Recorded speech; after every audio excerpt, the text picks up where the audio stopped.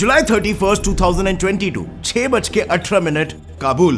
अल कायदा का 71 इयर्स का हेड अयमान अल जवेरी उर्फ प्रोफेसर काबुल के वजीर अकबर खान इलाके में एक सेफ हाउस के बालकनी में खड़ा था कि तभी अचानक से एक के बाद एक अमेरिकन हेलफायर मिसाइल्स बालकनी की खिड़की को तोड़कर अंदर घुसते हैं और बस अगले ही पल अल जवेरी के शरीर के टुकड़े फर्श पर पड़े मिलते हैं। यह अटैक इतना ज्यादा स्ट्रेटेजिकली प्लान्ड और सटीक था कि इसमें सिर्फ दो ही चीजें तबाह हुई, एक खिड़की और दूसरा अल जवेरी खुद।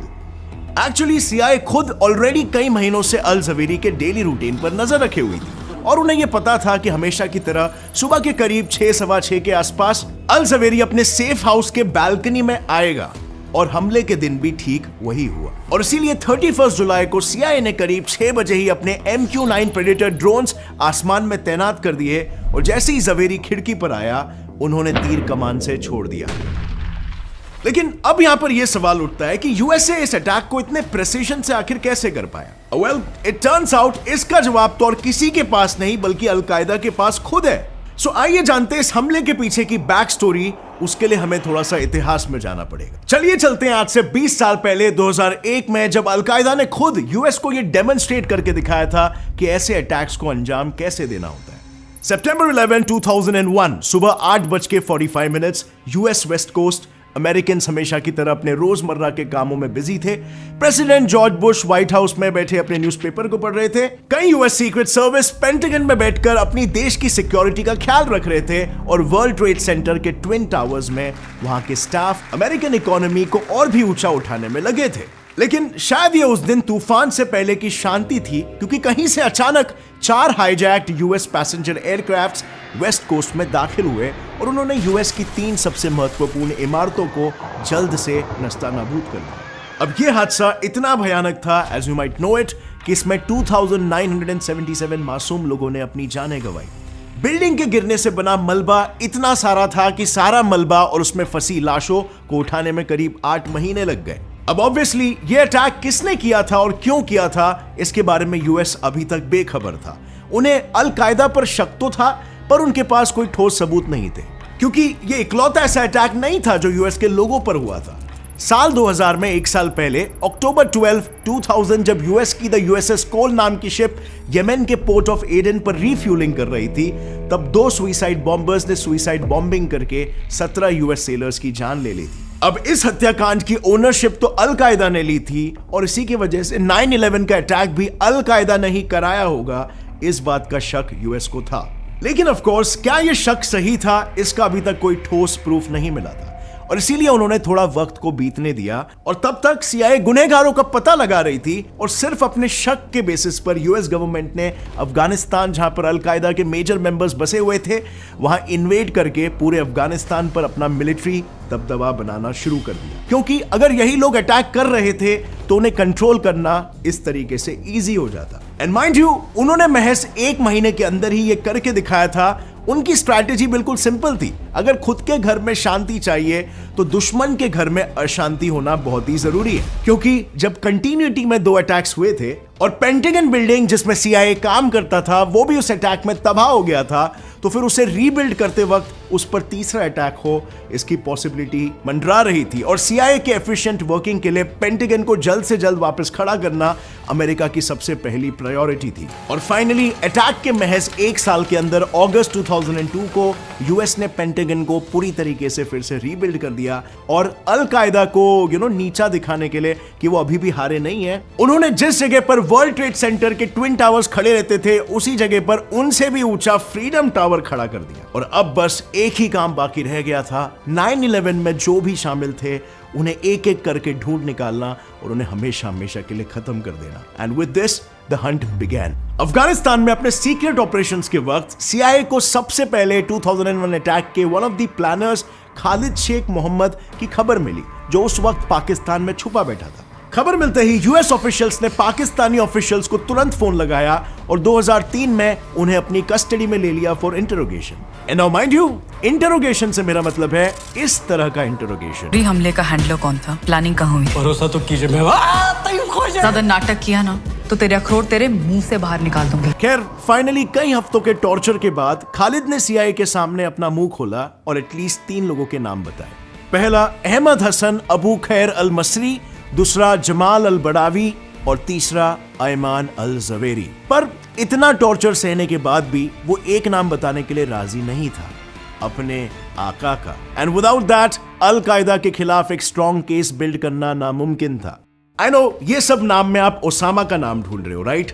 कि आखिर उसका नाम क्यों नहीं है? वेल, उसका नाम सामने आने में भी एक ट्विस्ट है। इनफैक्ट उसकी पूरी लाइफ में ट्विस्ट है।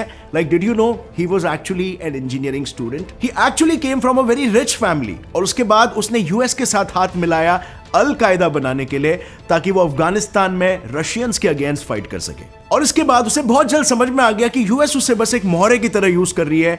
और इसके बाद अल कायदा का टारगेट शिफ्ट हो गया फ्रॉम रशिया टू यूएस और उसके बाद 9/11 अटैक्स हुए। वेल, एक टेररिस्ट का माइंड आखिर बनता कैसे है? उसके माइंडसेट के पीछे रूट्स क्या होते हैं? क्या आपने ये कभी वंडर किया? वेल, इसका जवाब आपको मिल सकता है 9/11 took Osama bin Laden's life इस किताब में। अब हमें जिंदगी के बहुत सारे ज्ञान किताबों से मिलते हैं, लेकिन वो काफी लंबे होते हैं या फिर वो इंग्लिश में होते हैं। बट यहीं पर इस प्रॉब्लम को सॉल्व करने के लिए आया Kuku FM app with 5000+ hours of non fiction content in audio format in regional languages like Hindi. अब आप नॉलेज मोस्टली कौन से जॉनरा से गेन करते हो? Finance, history, motivation, science, business, career, leadership etcetera, right? Well, ये सभी जॉनरास की किताबें आपको यहाँ पर सुनने मिलेगी, वो भी रीजनल लैंग्वेजेस जैसी हिंदी में। यानी कि अब आप जो चाहो, जहां चाहो और जब चाहो अपने सहूलियत के हिसाब से इसे सुन सकते हो। इस ऐप का ईयरली सब्सक्रिप्शन वैसे तो 399 रुपीज है, लेकिन अगर आप इस वीडियो के नीचे दिए हुए लिंक पे क्लिक करोगे या फिर कूपन कोड GETSET200 यूज करोगे तो आपको 200 रुपीज सीधा ऑफ फर्स्ट 250 यूजर्स को, यानी कि 399 रुपीज के जगह पे 199 रुपीज पर ईयर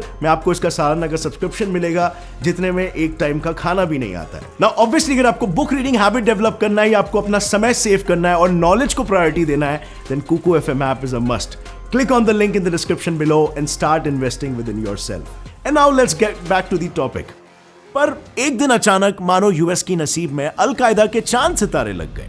गुनहगार ने खुद अपने मुंह से गुनाह कबूल कर लिया। अक्टूबर 29, 2004 मिडिल ईस्ट के अरबिक टीवी चैनल पर अल कायदा लीडर ओसामा बिन लादेन का एक टेप चलाया गया, जिसमें वो खुलेआम ये कबूल कर रहा था दैट यूएस पर दोनों अटैक्स उसी ने करवाए थे और आगे भी उसकी ये कोशिश जारी रहेगी। उसे किसी भी बात का डर नहीं है। यानी अब ये जरूर निश्चित हो चुका था कि अल कायदा को अगर मिटाना है तो ओसामा बिन लादेन को रोकना पड़ेगा। पर अभी तो सिर्फ उसका नाम सामने आया था, उसकी लोकेशन नहीं। और वो पता चला साल 2010 में, जब सीआईए को एक टिप मिली कि वो पाकिस्तान में छुपा बैठा है। फिर तो बस क्या ही होना था, सीआईए ने कई महीनों तक बास की तरह उस लोकेशन पर अपनी नजरें गड़ाई रखी, पर फिर भी वो बस 55% ही श्योर थे कि वहां बिन लादेन मौजूद है। अब कितना भी परसेंट क्यों ना हो, यूएस के पास ये मौका था और वो उसे हाथ से नहीं गंवाना चाहते थे। और इसीलिए उन्होंने 2 प्लान बनाए। प्लान ए, यूएस की स्पेशल फोर्सेस सील टीम उस कंपाउंड में घुसेगी, निहत्थे लोगों को छुए बिना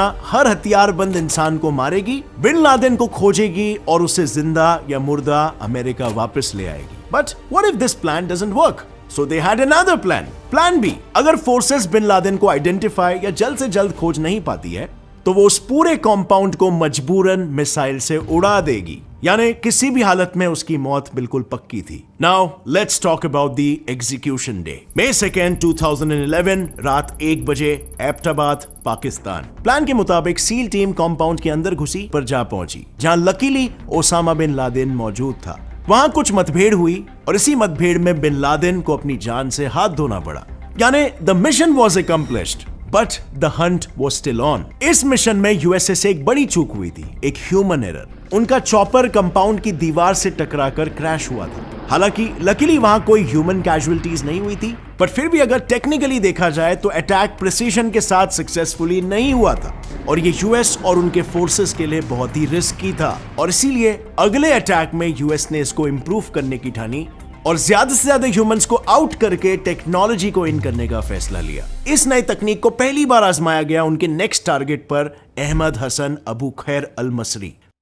February 4th, 2017, इडलिब, सीरिया। अल मसरी बिन लादेन के बाद सितंबर 11 अटैक्स हिट लिस्ट का अगला शिकार था और इसके हिट लिस्ट पर होने की वजह से ये अल कायदा का चलता फिरता HR डिपार्टमेंट था। 4 फरवरी का दिन भी मसरी के लिए किसी आम दिन जैसा ही था। वो रोज की तरह अपनी गाड़ी से निकला, लेकिन उस दिन कुछ दूरी तय करते ही उसके गाड़ी को लगभग एक 50 किलो के हेलफायर मिसाइल ने अपना शिकार बना दिया। मसरी का हाल हाथी के पैरों तले जैसे चींटियां रौंद दी जाती है, कुछ वैसे ही यूएस के उस मिसाइल ने उसे रौंद डाला। And with this target number 2 was down, but again the Hunt was still on. अब इस मिशन में भी एक एरर हुआ था। मसरी के साथ गाड़ी में एक और इंसान मौजूद था जो हो सकता था कि मिलिटेंट ना हो, but unfortunately he got killed as well. हालांकि 2013 में यूएस प्रेसिडेंट ओबामा ये पॉलिसी लेकर आए कि यूएस अटैक्स में सिविलियन कैजुअलिटीज ना के बराबर होगी, और इसीलिए इस अटैक को भी उतना सक्सेसफुली प्रिसाइज नहीं माना गया।